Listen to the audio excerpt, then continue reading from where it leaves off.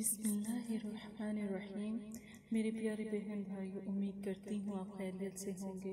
अल्लाह पाक आपको सेहत और सलामती अता फरमाए। जादू, नज़र बद, रिज़्क़ की बंदिश अगर आप ख़त्म करवाना चाहते हैं तो पहले इस्तिखारा करवाएं।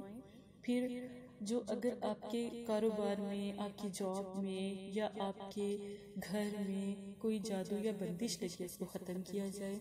अक्सर दफ़ा लोगों को नज़र बद लग जाती है। जादू अगर नहीं भी है तो नज़र बद लग जाती है, तो उसकी भी काट करवाई जाए ताकि नज़र बद जो है वो ऊँट को हांडी में ले आती है।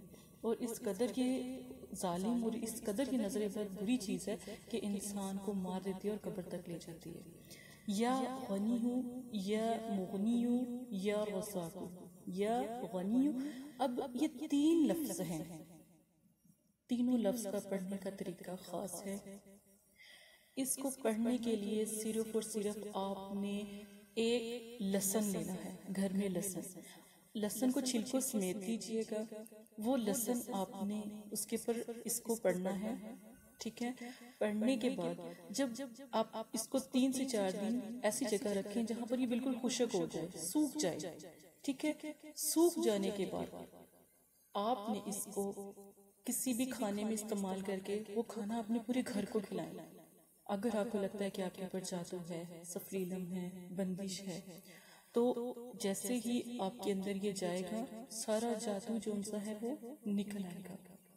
जादू इस कदर जालिम होता है कि इंसान को पता नहीं लगता। वो दिन ब दिन सबसे पहले उसका कारोबार खत्म होगा, दूसरा उसका रिस्क जो उनसा है वो खत्म हो जाता है, तीसरा घर में लड़ाई झगड़े, चौथा घर में फाहिश चीजें चलने लग पड़ती हैं, पांचवा औलाद नाफरमान हो जाती है, बनते काम बिगड़ जाते हैं, दुआएं कबूल होना बंद हो जाती हैं।